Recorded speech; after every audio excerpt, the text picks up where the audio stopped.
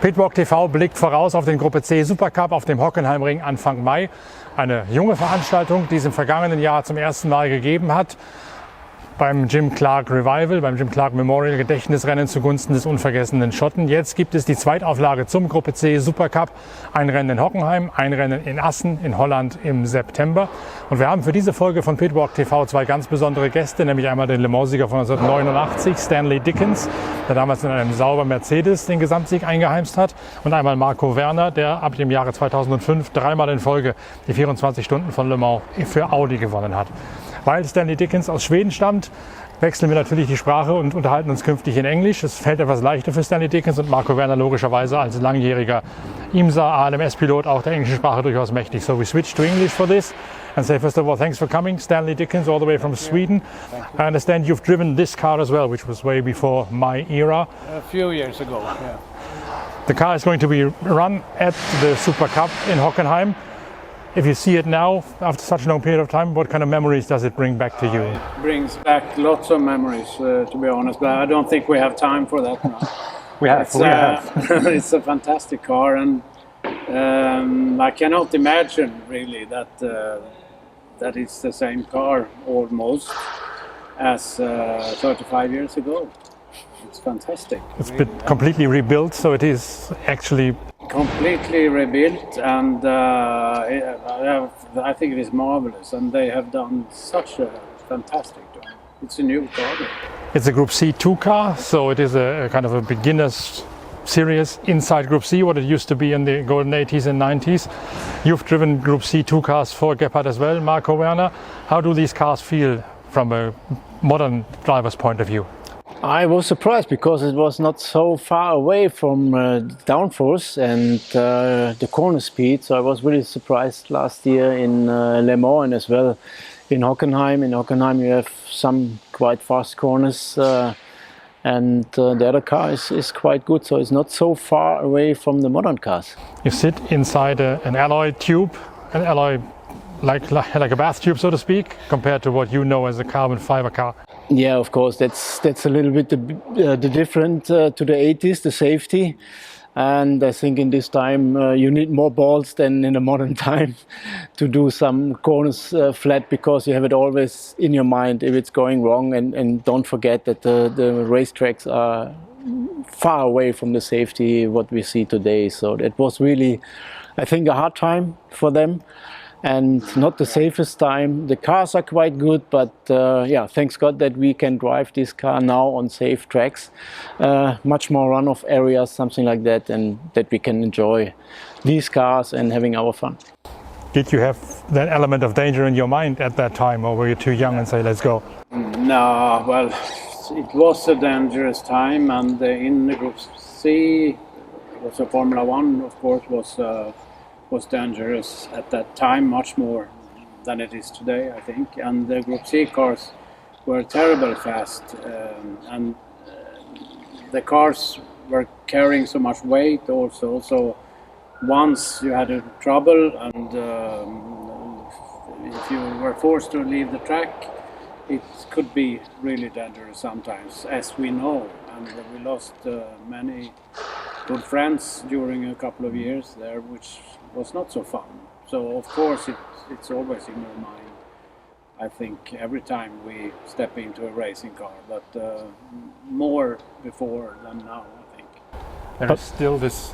But you didn't know what you can improve, so you didn't know how it is like today. So that's why you put the pedal to the floor and you did it. Well, yeah. No, but it was. I remember. I have a very special memory with this car, because the first time I drove it was at Spa, and I think we are talking about 1985. And that year. 1985, the last century. Not this. And that was the same race as we lost Stefan Belov. That's why I said that year. Yeah, that year. And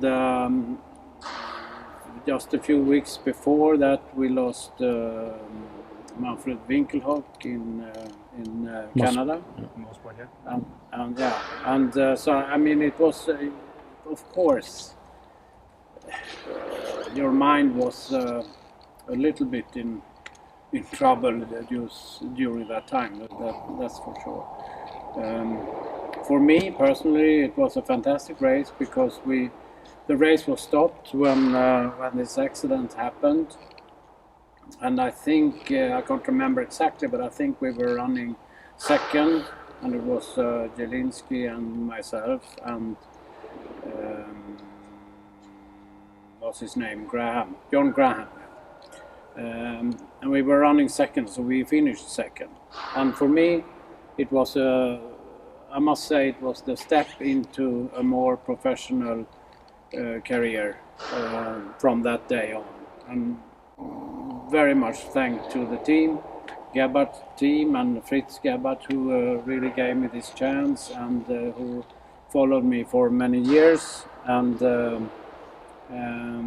yeah, it was important for me, and definitely a step into the professional racing world. Did that kind of open the door and pave the way towards? Absolutely. I had some success before that, but I also had a dip in my career during those years, and then I came into this team, and it was very nice from many point of views, because it was also very nice people, and it's so nice to be back here now with this group of people. I think I've worked with everyone here in the team on different occasions and different races and levels and so on. So it's very, very, very nice. It's a social thing.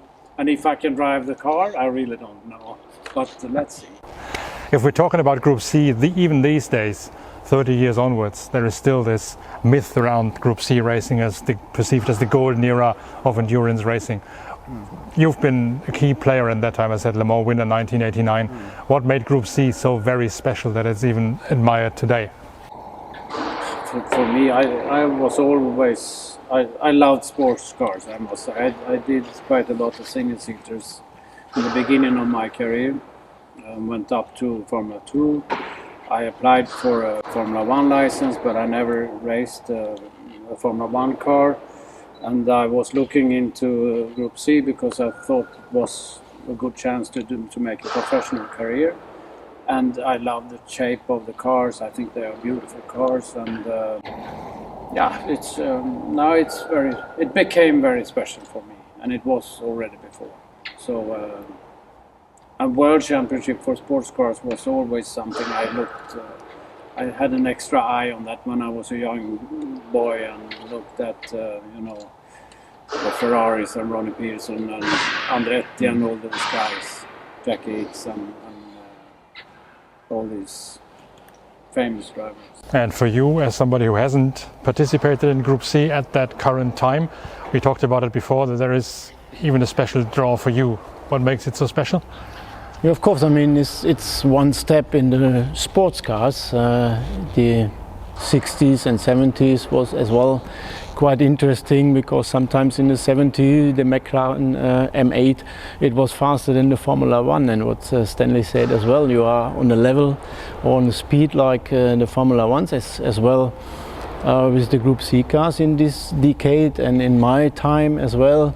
You are on the real same level, and you're driving against Formula 1 drivers, so that's why I think always, not only the Group C time, but always the sports car time is very special, or something what is very, very interesting, because you can drive against the big guys. Remember when we drove in Le Mans, we drove against Jacques Villeneuve. He was with Peugeot, when I drove with Audi, and there's something special if you give him by night 4 seconds. And you said to me once that you remember you as a young kid standing in front of such cars and with gleamy eyes and adoring them cars. Yeah, of course. I mean, I grew up with motorsport. My father did it, and so I was looking always at the racetrack, especially at the sports cars, at Group C. And then in Stanley's time, I was very close with Jochen Maas. He was my mentor in the Formula Opel Challenge. Mine too. You too. And so that's why I was following always these Group C cars, because they are fast. And remember, Stefan Belloff's time at the Nordschleife was the fastest time ever on the Nordschleife, much, much faster than Formula One cars. So that's always a special thing. I got to remember that when your heyday in Group C racing was, Le Mans was without chicanes. Yeah. So you were going, what, 400 kilometers an hour? We were doing over 400, but my official top speed was in the race was 394, I think. Which is rather slow, 394, given that they're doing more than 400. Jesus, yeah, that's amazing. I mean, this time without the chicanes, so much speed. I think you have a long straight, you have a long time to think about your tires and everything, and sometimes it's boring, but I think you're starting to thinking a bit too much, maybe. Yeah. And at that time there were mainly 2 guys sharing a car rather than 3 as you have it nowadays? It was mostly 3 drivers actually, but when I won the race, if you're thinking of that, we were also 3. Mm-hmm. It was Reuter and Massa and myself. But I also drove a few years later with, actually the year after with Vulek, and then we were only 2 drivers. So I think it was a strategy made up from the team, and depending on the driver standard and other circumstances. How hard was it driving these races with 2 drivers only? Did you have, as he put it, bigger balls than current drivers? I don't think I had bigger balls,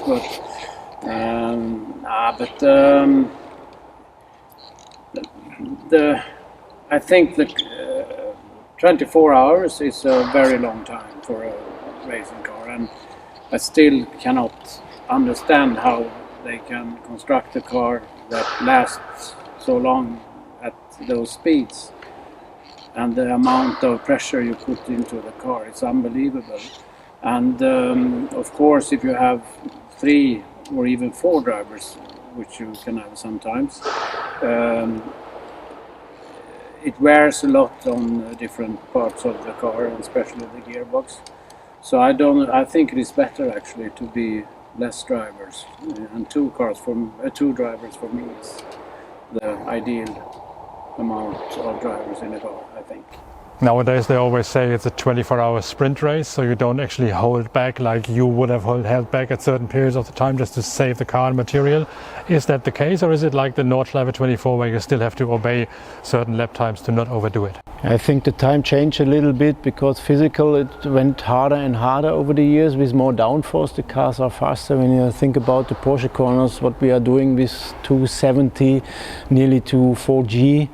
With the downforce, and I think that's why they made the step to 3 drivers. And because I can see it a little bit, because I won in 2016 the historic 24-hour race with the Porsche 936, and there just 1 hour was much harder in the heat than with our modern cars, with the Audi. So the Audi is harder during the corners, and the other one was much harder to drive because you have no forces for the steering wheel, what help you a little bit. You have shifting with the normal gearbox and not on the pedals, but it's quite easy. So there are some different things, but I felt it was very hard with the old cars from the 70s. 1 hour was harder than 2 hours or 3 hours than with the Audi. But in general, the speed is higher and your concentration, you need a bit more there. So I think that was the step to go with 3 drivers. And how does the Group C2 car fit into this comparison? You've won a Group C race of the historic championship in a C2 car overall, in the Gephardt car. Okay, it was on the small circuit Bugatti, but you still will have got a feeling for it. Yeah, but it's a bit a mix of that. But I think that's why in this time they make the change to 3 drivers, because this have both of these things. It was hard to drive because you have the normal gearbox, and no support for the steering wheel, and you have no power steering, and you have the high G-forces. So they went up extremely with the Group C cars with corner speed, sometimes much more speed than Formula One cars, and both things together, that was quite hard, and that I think that was the changing from 2 drivers to 3 drivers. We're sitting in front of a Group C2 car, as we say, one of the beginners cars to get into sports car racing. You've then taken the step to C1 racing. You've won Le Mans in the Sauber Mercedes, as I say. If we're looking forward towards Hockenheim and try to explain a little, what's the difference between a C2 and one of the C1 cars?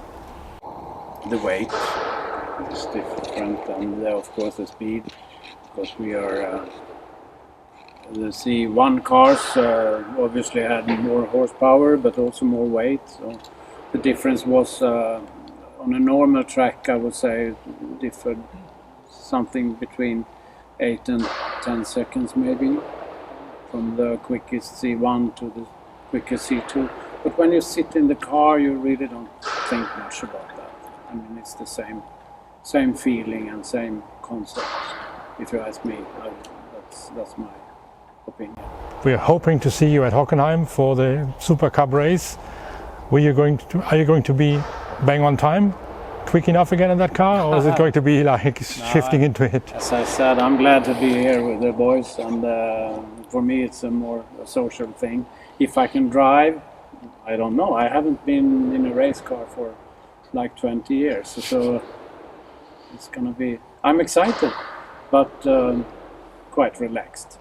You've shifted your focus from works driving, Audi and professional sports towards historic racing in Group C2, but also historic Formula One, like you're going to do the Monaco Historic Grand Prix as well. What's the special charm, so to speak, of historic racing? I mean, it's a little bit back to the roots. You can enjoy your weekend about all these press things, what is on the other side. You mean I shouldn't come? You are invited, you can come.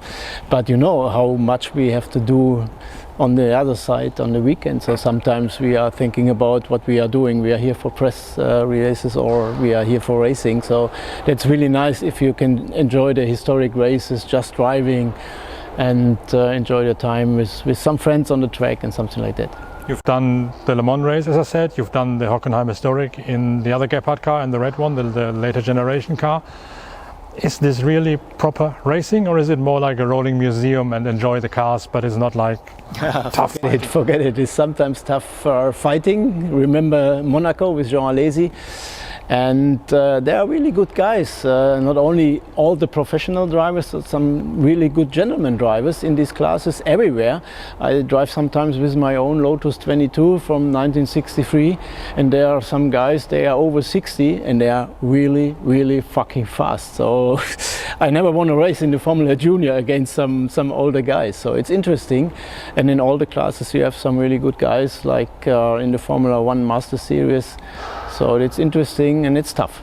It's racing, it's real racing. I was surprised to see how much effort from a team goes in there. Like they come with blankets or with ovens for the tires and everything. It's like a proper Le Mans paddock. Of course. Yes, it's a lot of teamwork as well there. So they are prepared quite well. They are testing like hell in the moment in England. And this is really nearly to the professional sport when you see how much kilometers they do for testing and everything. So we are going maybe once in a year for testing, but enjoying our time on the weekends. Obviously, one question which comes to mind is, are we going to see a Le Mans winning car, or at least the sister car at the Hockenheim Historic? Would be nice if you were in that rather than the C2 car. No, I prefer this one. There is a friend of mine, Kenny Atchison. He has one of the cars from Sauber. If that was what you meant, yes. I suppose. Yes. I don't think he will attend, unfortunately, because he doesn't have the setup to run the car really. He bought it as a collector, and unfortunately, but we'll see. I'm talking to him actually. I was going to say, you know what to do now. You're going to talk him into that race. I will try. Thanks a lot, Stanley Dickens, Le Mans winner 1989, and Marco Werner, Le Mans winner 2005, 6 and 7, for this enlightening talk. Vorschau aufs Gruppe C Festival auf dem Hockenheimring, auf den Supercup. Wir machen mit der nächsten Folge von PITWALK TV dann weiter mit der nächsten Talkrunde im Hinblick auf das große Spektakel in Hockenheim. Bis dann.